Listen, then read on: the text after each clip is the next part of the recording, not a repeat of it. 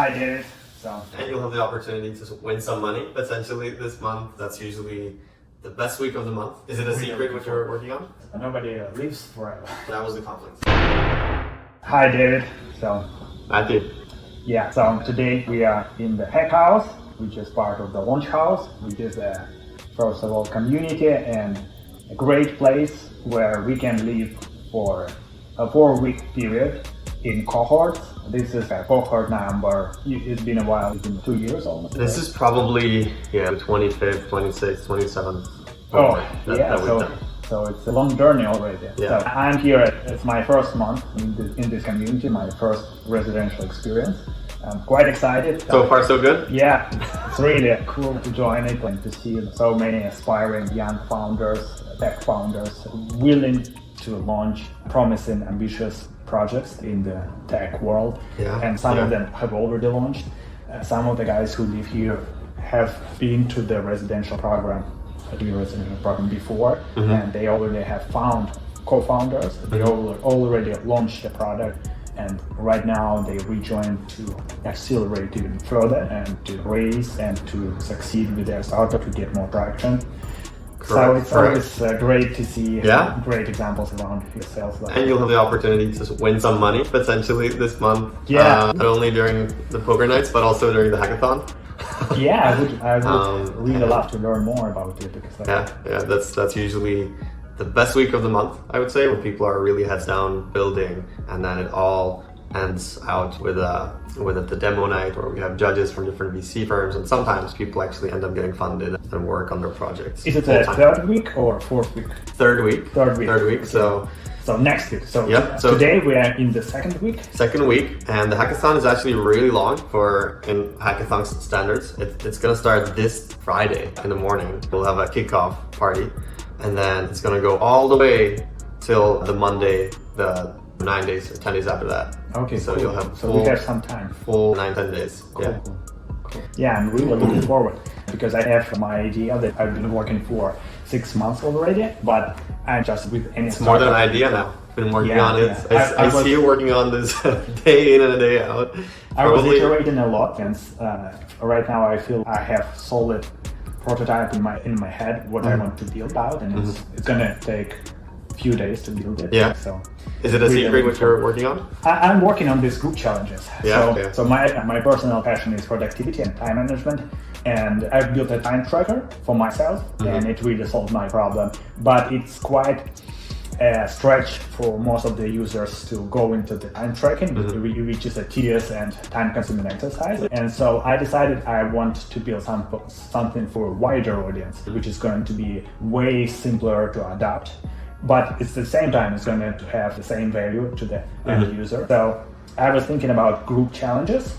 You and your friends can bet that you're gonna sustain a certain habit for a certain period of time. Let's say right now we are on a challenge with Zamira, who is also part of the cohort, and Muntaz wanted to join, and Jake, a few more guys. So we wake up at 7 a.m. or earlier the same time every day, including weekends. Nice. And we are day 8 right now. And so far you've done every day? I've done every day. Zamira missed one. Oh. So she's losing. Yes. So she's losing money? So we bet $20. $20. And I'm up $20. Oh, okay. At the moment. So it's $20 per day that you don't fulfill. So we have different policies.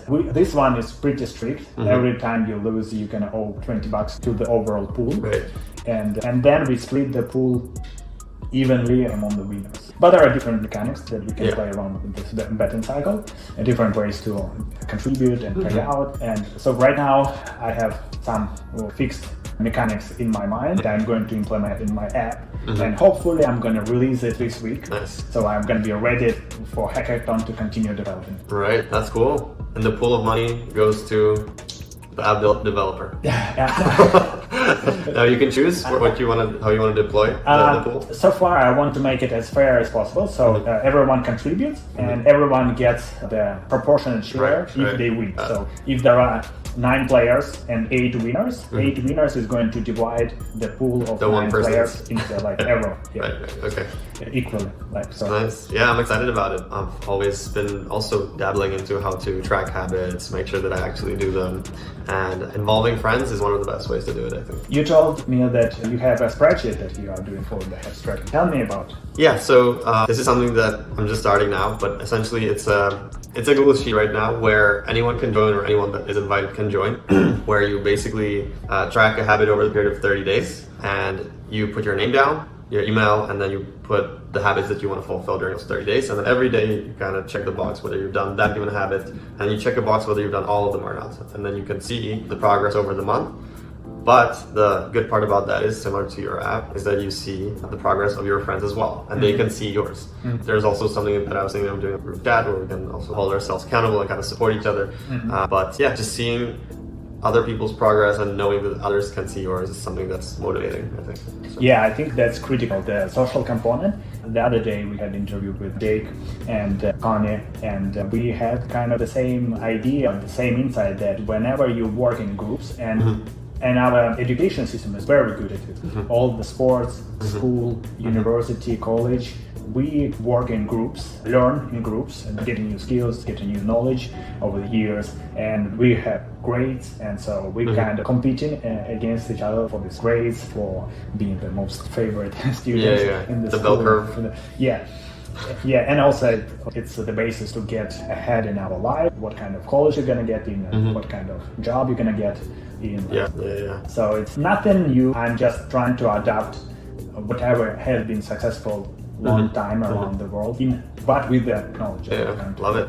Can't wait to see it. Do you have different tabs for every person, or how does it look? So there's just space for you and your habits, and then the same is then copied underneath, and then underneath. So it's one tab. Yeah, it's one tab. Everyone has like their space, their small table. In this table, you've got the name of the habit and the dates. The tab. I would probably add another tab, because I would just keep it for 30 days, so that there's a start and an end. It's very important as well. Because if it's ongoing, people will always drop out. Everyone's going to drop out if it's ongoing forever. Sure. So if it's an infinite process, nobody lives forever. Exactly. Especially when they sooner or later, everyone's going to drop out. So I think the tabs, I haven't thought of that, but I think the tabs could be for the months or the 30-day periods. It's, by the way, it's something that a friend introduced me to. I don't want to take credit for it, but it's something that I'm thinking of implementing into my life and kind of bringing it to the house here as well. Has he been doing this for a while? No, he's also just starting now. Okay, cool. It would be great to join our efforts on this journey, especially because it's my favorite subject, and I'm trying. I can send you. So they already have a bunch of people. They're doing it now. They're just starting now. Cool. So what the habits are? I don't know. It's different. It's working out, doing 100 push-ups per day. It's eating. He wants to eat Soylent for 7 days straight, and then continue eating normally. He wants to just experiment, just living on Soylent. So he wants to track that he's done that for the 7 days. Okay. It's random stuff.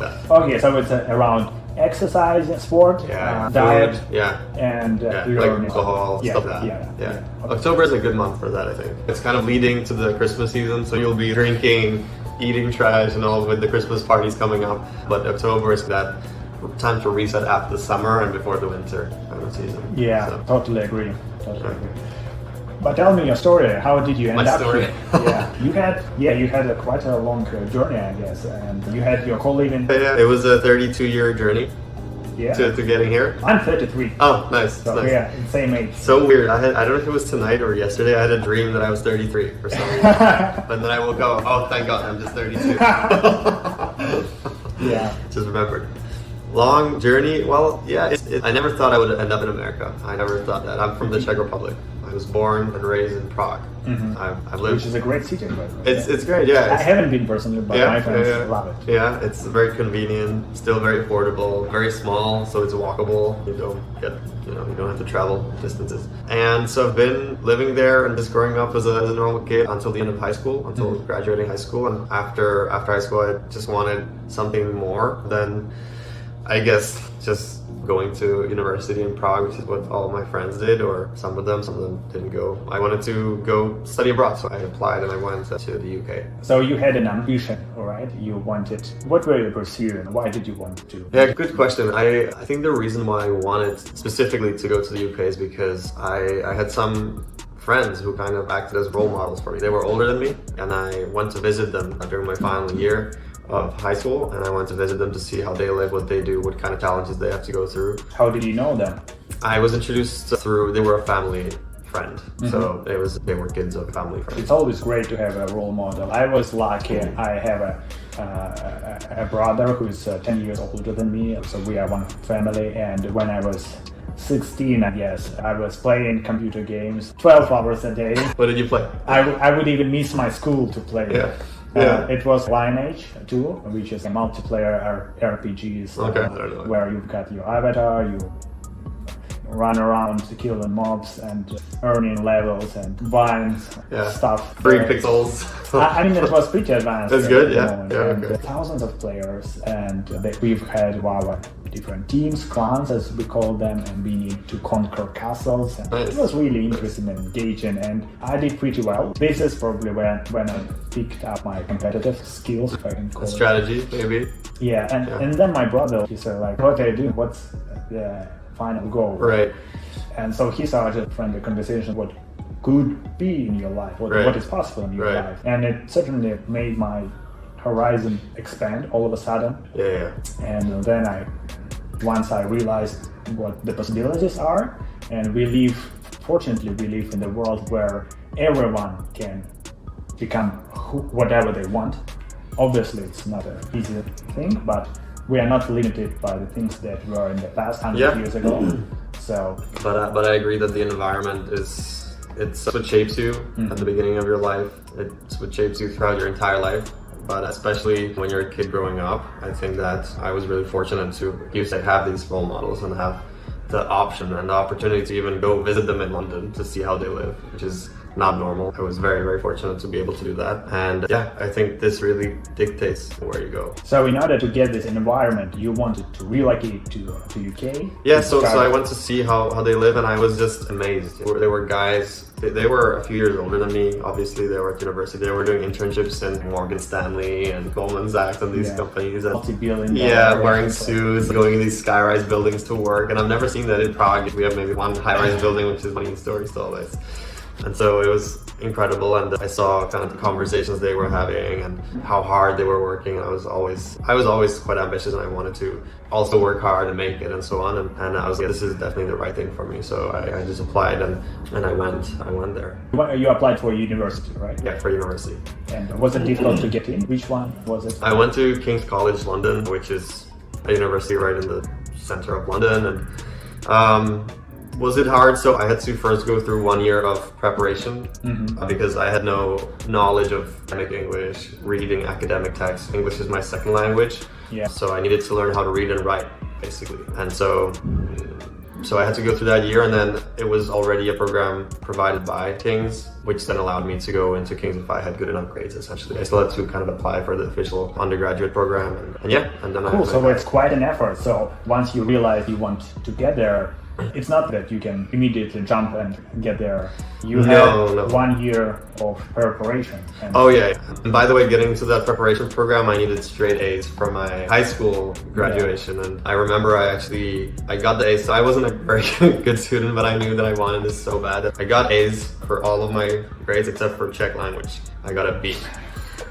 Which you don't need in London anyway. So. But it's still a problem because it still shows that, is this guy lacking determination, and I don't know. So I actually had to kind of make a case for myself, and I wrote another essay and a long kind of email to the admissions, and I said, hey, I totally understand that you required me to have straight A's. I just wanted to let you, I had 1B for Czech language. These were the circumstances. I'm very interested in joining the program.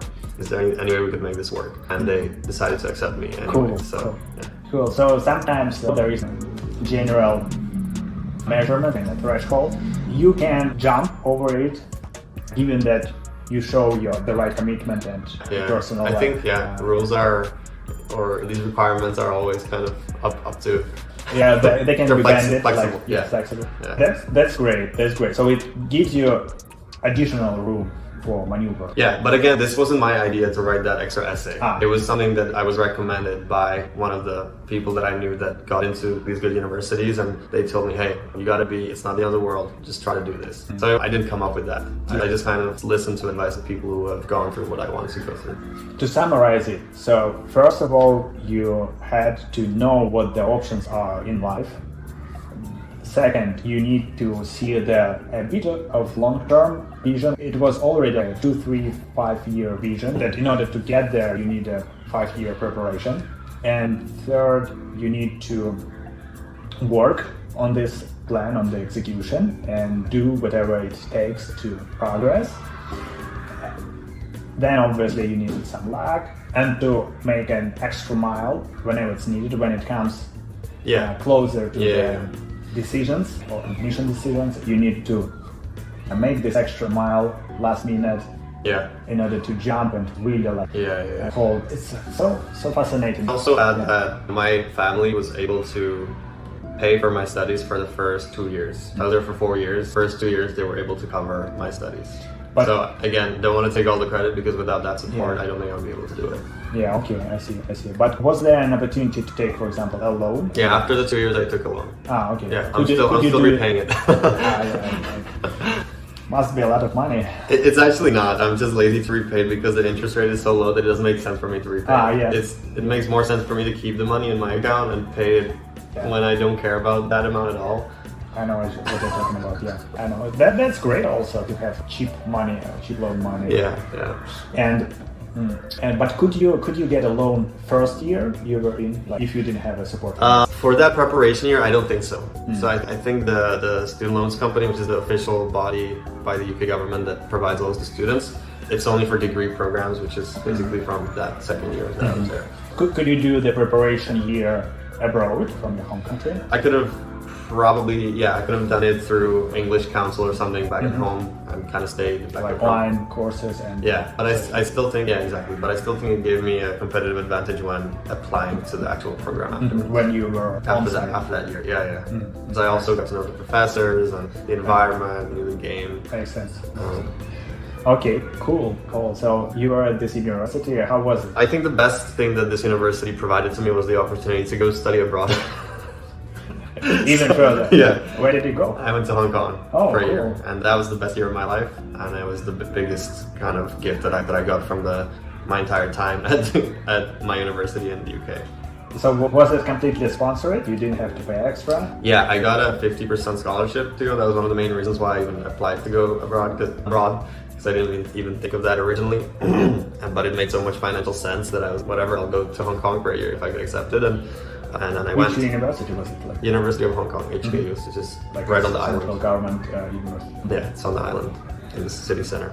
That was amazing. Again, opened my horizons. First time in Southeast Asia. Obviously, the time in London was also great. Learned a lot. What did you study? Economics management, business management. It's like the official. I had a bunch of mixed classes. So that direction. And at the time, this was 2010, 11, 12, 13, 14, and startups weren't really a big thing in London at the time. We didn't even know startups existed. And so everyone went to banking, consulting. Yeah, that's it. Yeah, same for me. Banking or consulting, even when I started my first company in 2015, I didn't know anything about startups. Even when I sold my company, only then I realized like what could I have done differently.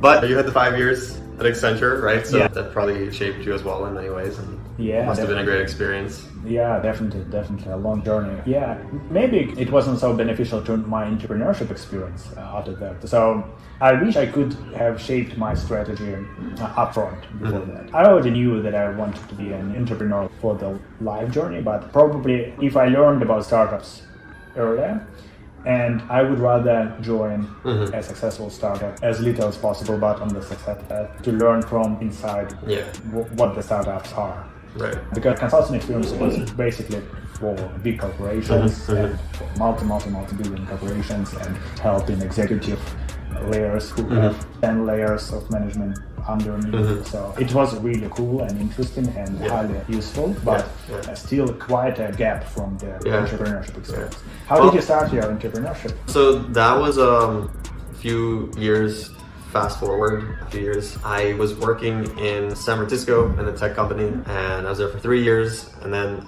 that's when I was really in the middle of the epicenter of all these crazy startups that we know from around the world.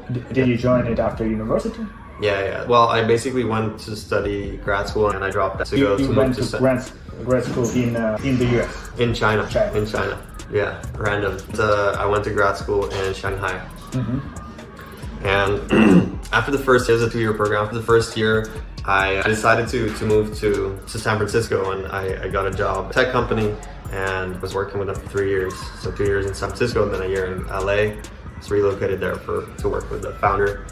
And yeah, after the 3 years, after being in day-to-day contact and having a lot of friends in the startup community, I realized that I want to give it a shot to do my own thing. Cool. You ended up working for the tech company, and you were close with the founder of this company, right? Correct, yeah. Was it from the start? What was the job? So I was on special projects most of the time. I started off as an intern because I was, still a student and not much experience under my belt, but very soon after I joined, he pulled me to just work with him on special projects. He stepped out of the role as an associate, or I don't know the official role. I did everything from operations to marketing to business development to fundraising, and helped this person spin off new kind of companies and projects that were not the core business of his tech company. But what was the core business? Core business was a software development agency. Okay, I see. And so his company, he had 200 employees. So it was more as consulting business. It was more outsourcing contractors for bigger tech companies. Bigger and smaller. The model was that their developers were in Prague and their clients, clients were in San Francisco. Yeah, I see. Logical, economical margin. It's amazing. Yeah, software is a great business. Yeah, software is the same around the world. No shipping costs. Except for AWS maybe. Yeah, you don't pay any customs. For tech. You write code. On exactly the same computer. You're shipping so much value from the Czech Republic to the US after the app or whatever has been programmed. And guess what? You don't pay any customs or taxes. If you want to send a bottle of water, you're gonna pay 5, 10, 15%. Physical logistics. And so much customs on the way. So much headache, operational. So the business. I have the same advantage because I grew up in Russia. I lived in Armenia. They've got amazing IT clusters. So great engineers in Eastern Europe. I've got friends, engineers who can do a really good job, compete with the US-based software engineers, but for the 10% of the same price. Because the cost of living is way cheaper. Well, so people can enjoy a really good life, but for literally 10 times less money than here. But what's interesting is that a lot of these big tech companies from the US started opening R&D centers in Prague and in the Czech Republic and probably other places in Eastern Europe, and the salaries of engineers in that region is now it's accelerating and it's growing. And right now, if you join as a junior software engineer, you're probably gonna make $3,000, $4,000, $5,000 a month, which is super great for locals. It's great for locals, but if you compare it to somebody who works in the US as a software engineer, it's starting to be comparable. He's probably or she is probably gonna also make maybe $6,000, $7,000. So it's not so much of a gap. Not anymore. But how did you get to know this guy?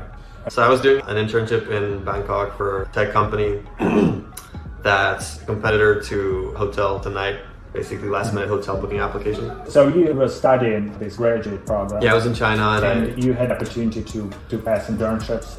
Well, I decided to do that. I was just reading Forbes. This was in Shanghai, and I saw this guy who created this app, and I read his story there, and he was one of the Forbes 30 or under 30. I was like, oh my god, this guy is amazing. I want to be him. That's probably what I was thinking at the time. And then I read more about his company, what he does, and their HQ was in Bangkok. And so I decided to reach out to him. And I sent him an email. I recorded a video of myself saying, hey, I'm David, love to work for you, this is what I can do, consider me for a role at the company. And he replied the same day, and he passed me on to his HR. They already had 100 employees, raised a Series A, $10 million, and which for Southeast Asia is a lot more than the US. I flew there. You got in? I got in. Long story short, I got in and I was working there for the summer, and this really, and that's the startup space is really where I want to be. So up until then, I was still thinking, I'm going to apply to an investment bank or a consulting company. So this is a great story. This is a great insight. It's practically a no-risk strategy. You can make this transformational journey from your small home country into the university in London, then into university in Hong Kong, then just reading an article in a magazine, totally as a stranger, you can apply for internship program in a flourishing startup. Yes, you can. Which is still really small. You're gonna probably, if you are committed and show enough authenticity and passion, you're gonna be accepted. And you've got infinite tries. You can try. You succeeded on your first try, right? To get there. But you could have done 10 applications if you didn't succeed in the first one. So you get in and you start working with the founder of the successful company at the age of 20 plus years old, and being exposed to special projects, spin-offs of the company, to work on really ambitious billion-dollar ideas, right? Yeah. So this founder that I was working with in Bangkok, he then introduced me to this founder in San Francisco, who then I ended up working for. So that was the transition to the States. Cool. I love the startup environment. I wanted to be in tech. Cool. It's a 5-step success journey from Czech Republic to London, from London to Hong Kong, from Hong Kong University to startup in Hong Kong, and then from Hong Kong startup to the Bay Area startup. Yeah. So and I never planned any of this.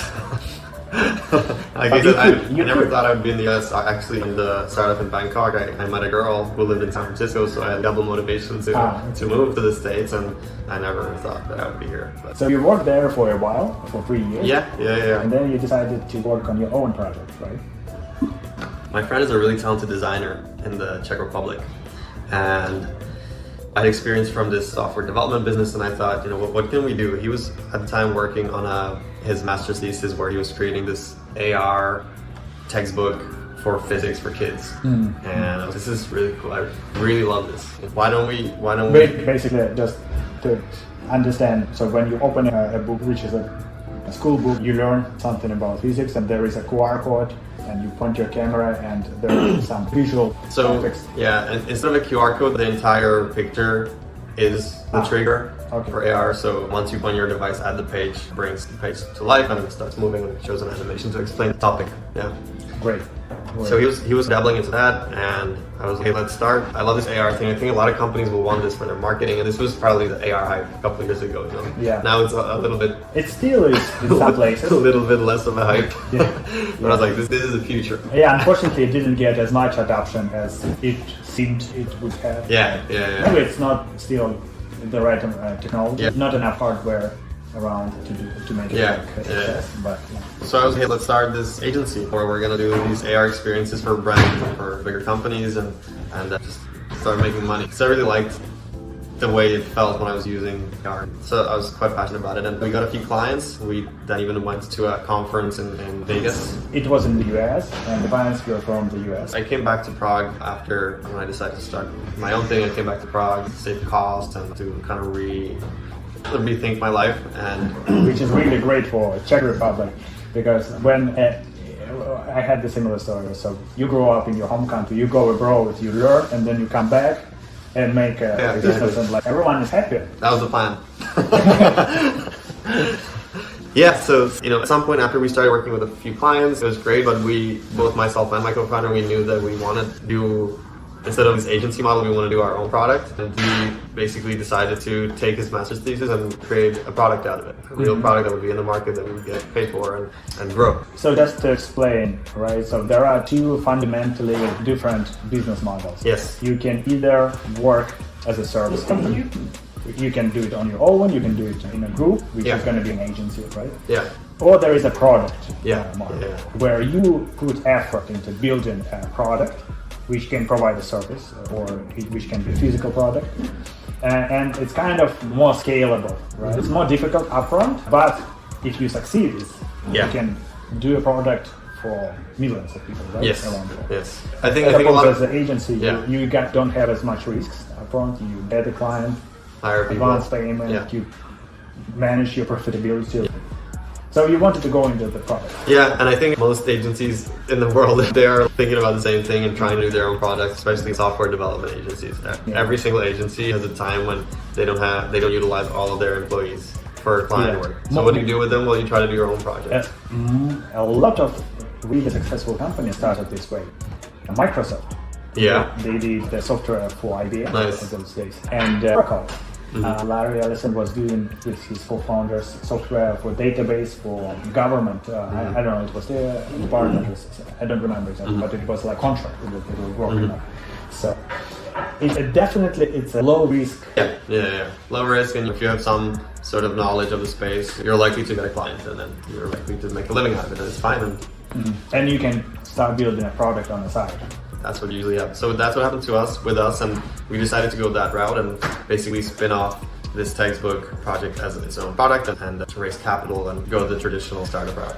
Also, just to bring this to attention that you are, if you are working for some company, you most likely is not allowed to do that, because usually when you are working as an employee, you sign a contract which most of the time says that any intellectual property that you create while working in a company belongs to the company. So you cannot legally start anything on the side. It's going to be can be taken away from you if it's successful.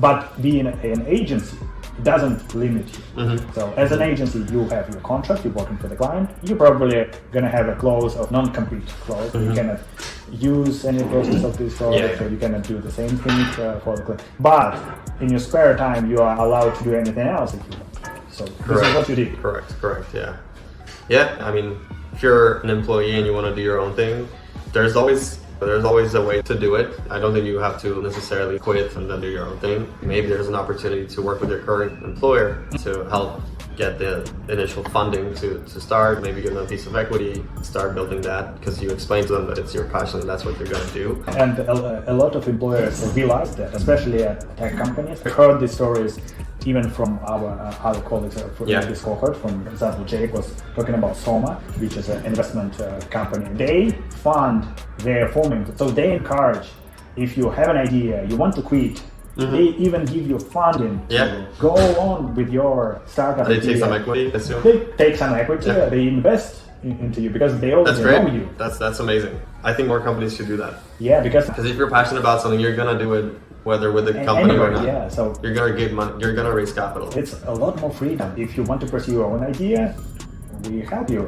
Yeah. Go for it. Yeah. We ended up raising a seed round and went off to the horses. We were still kind of doing a few client projects on the side. How much was it? If you can. We raised $250,000. Cool.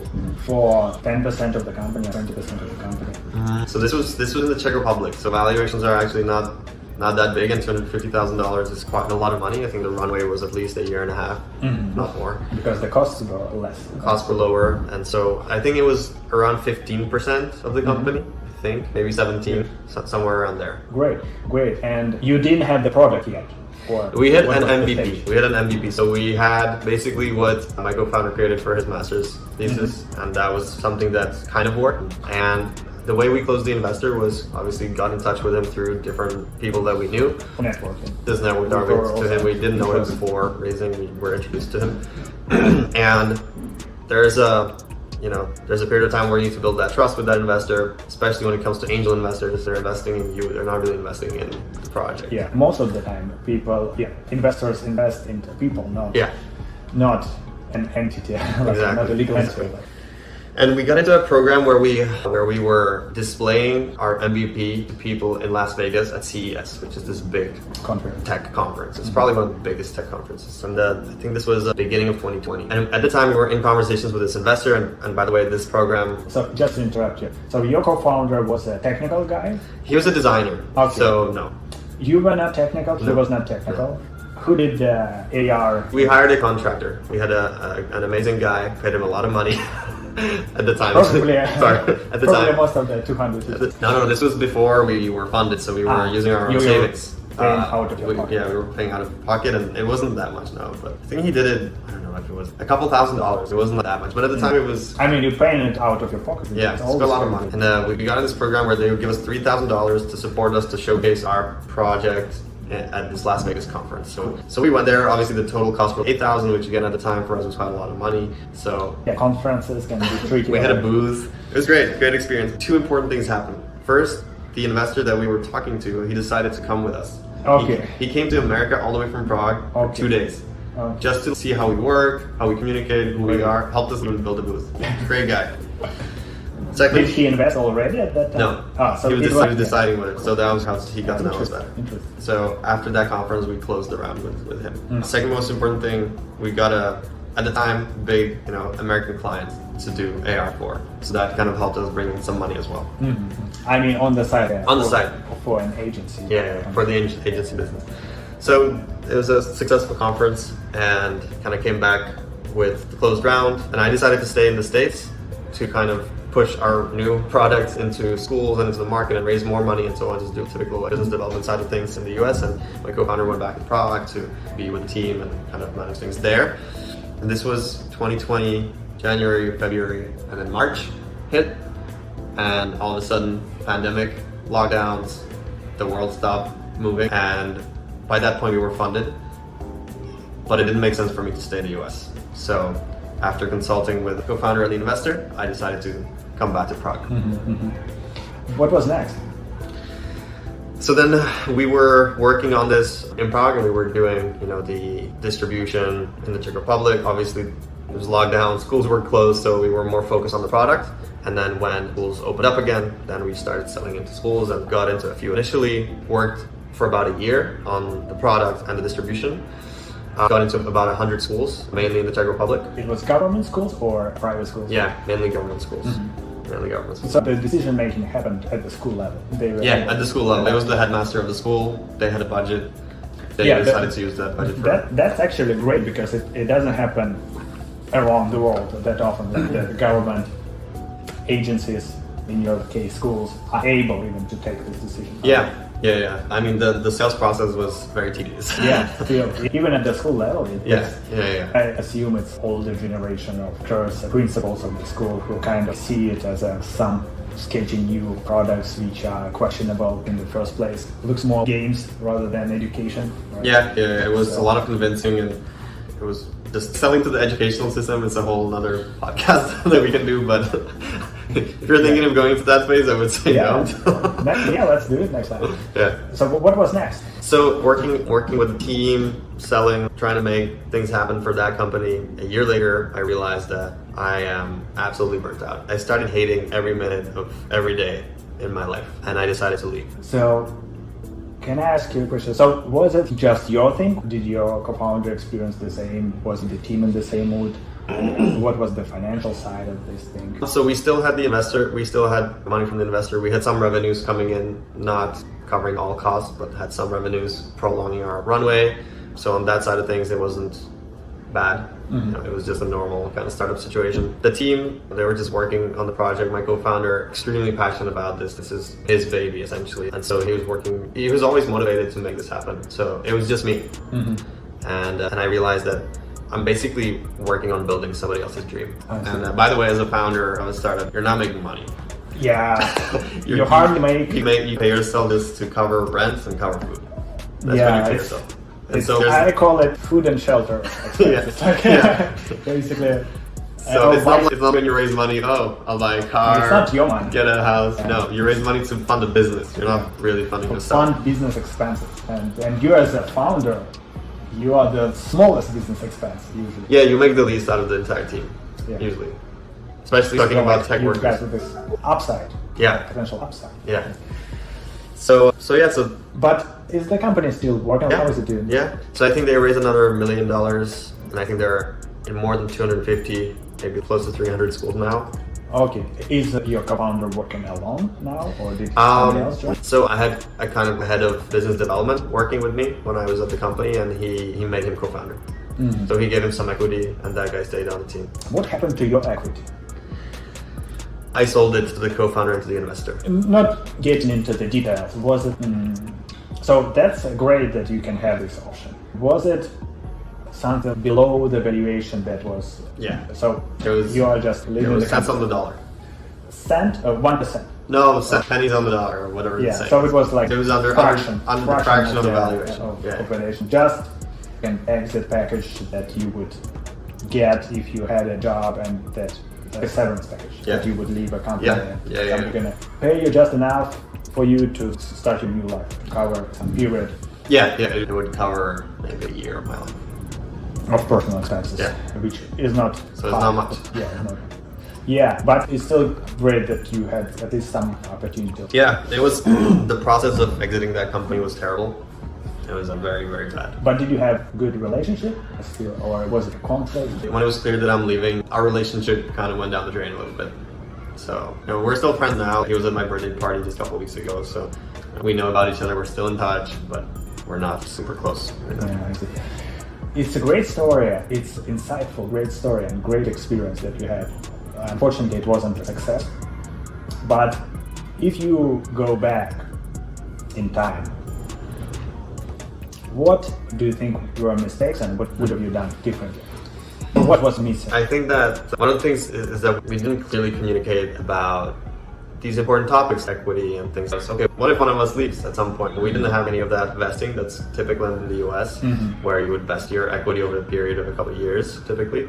Yeah. Western news that you decide to incorporate company. The company you sign up for employment contract basically with the company to work for at least 4 years, and over this 4-year period, You get that. your 50% equity is going to vest in equal chunks or in different chunks over this period, because company would assume that you can bring value to it, Yeah.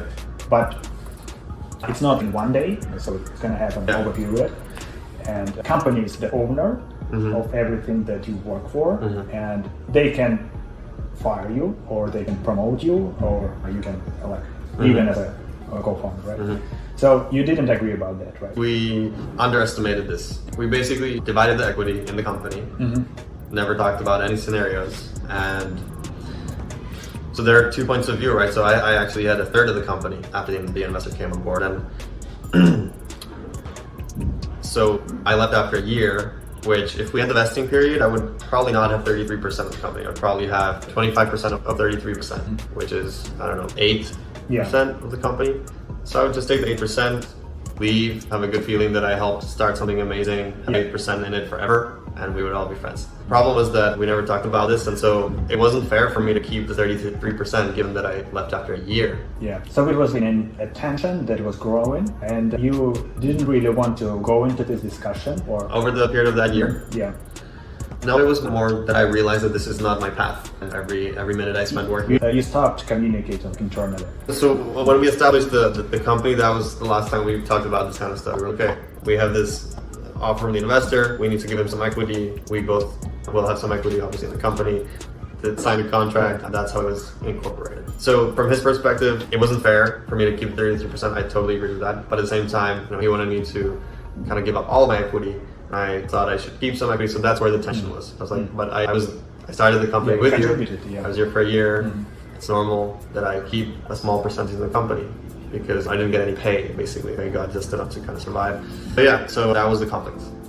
I see. So just to summarize, you jumped into the startup journey. You were so excited about the idea and about the future, and the upside is amazing. You can go into a $1 billion company, and it doesn't really matter what kind of percentage you own. So you jumped into the but you should have been more cold-hearted at that point, and you should have approached it more structurally. And more structure, and even just to learn about what are the contracts, the best practices. We should have just learned what are the best practices. We didn't know, and they're available. You can Google it. You could have spent like a couple of days to learn more, and then a couple of days to it over. Right? It's just that in Eastern Europe, these investing and stuff, it's just not something that now a few years later it's more common. Yeah. But a couple of years back, nobody really did that. So we were okay, we're just gonna divide the equity. We just wanted to work on the company, get the money, work on the company, and that was it. Do you think the company is successful now?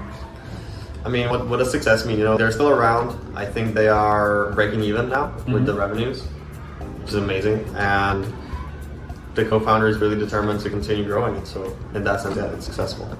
Could it be even more success? What could have accelerated the success path? If you could, maybe you could get another co-founder, whatever you think is logical. Yeah.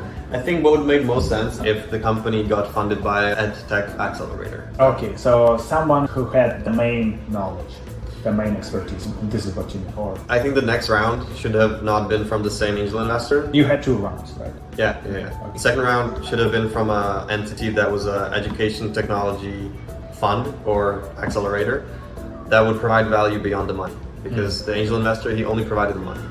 And what value? In terms of introductions and network in the industry in the United States. So the missing component was that it's better to have access to the US market. I think, yeah, we weren't focused on the US, but we kind of we were all back in Prague, just trying to hustle the first schools, get product market fit. But I think the second round should have been from a fund that would be a strategic investor rather than just a cash investor. But why US market? I think it's the same reason as all the other companies that come to the US. It's just a bigger potential, bigger opportunity. It's a bigger market, first of all. And even if you are not doing it for the US market, but you are in the US as a startup, you have more opportunities internationally. Exactly. Exactly. Better valuations for raising next rounds, better connections, and exactly. Expanding internationally from the US is obviously easier than expanding internationally for Prague. Mm-hmm. I see. Yeah, interesting. Did you miss anything else in a startup? Was it difficult technically to bring to life what you developed? No, I think the one thing that we just didn't know was the sales cycle and the process of selling to government-owned schools. We knew nothing about that. We knew nothing about their budgets, the decision makers, the steps you need to take. So that's why it took a really long time to get to the first couple schools, and that was probably, and still is, the biggest challenge, is just the sales cycle. So the solution is there, how valuable your product is. And the the end users love it. Right? We know the kids love to use it. We see their face when they use it. We see how they interact with the application, and that's ultimately already a success there, because when you get kids excited about studying physics, it's something that wasn't the norm. I wish I learned physics better in school. So there's definitely something about the product. It's kind of just making sure that it's packaged in a way where it's easy to adapt by the market. We were dabbling into B2C. So you tried B2C, consumer market? Yeah. We were talking even to Staples and companies here to kind of help us distribute it, but it just never happened so far. Because it's also B2B cycle to sell this too. We first need to persuade distributor to take it on board. Yeah, the most sales we've done directly, actually, without a distributor. We worked with distributors. With consumers, directly to consumers? With the schools. The distributors, we worked with distributors that work with schools, but that never worked for us. Did you try to sell to consumers directly? Yeah, that was the conversation with Staples. I mean, did you try to sell it online to parents? Yeah, this was about the time when I was leaving. We were trying Facebook ads and trying to get people to download a version of that would be B2C, and the economics didn't work. Okay. It's funny that my friends just did kind of early school for just to learn letters. So it's done for the Russian market, just to learn alphabet with AR. Nice. And they did a pretty successful consumer strategy. Okay. I don't know exactly what they did. That was driven by social media. They hired a good sales team to drive the direct sales.